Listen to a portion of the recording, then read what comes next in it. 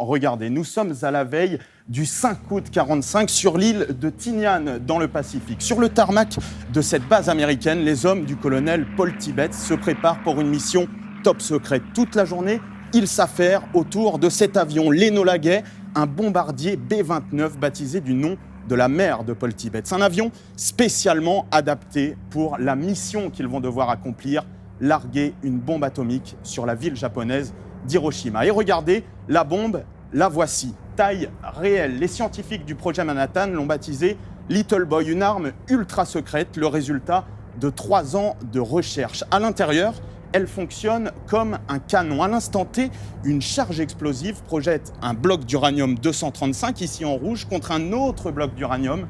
Le choc provoque une réaction en chaîne, une fission nucléaire qui dégage une énergie équivalente à 15 000 tonnes de TNT. Lorsque la bombe est chargée dans l'avion, elle n'est pas amorcée. Les Américains craignent que son mécanisme sommaire ne se déclenche tout seul et que l'explosion pulvérise la base.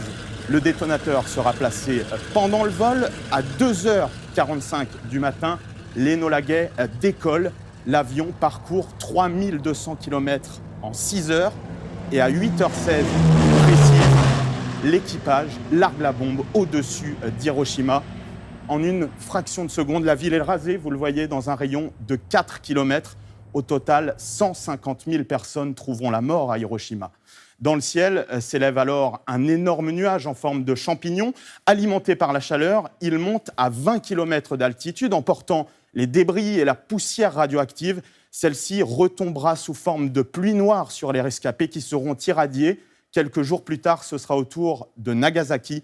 L'humanité est entrée dans l'ère atomique.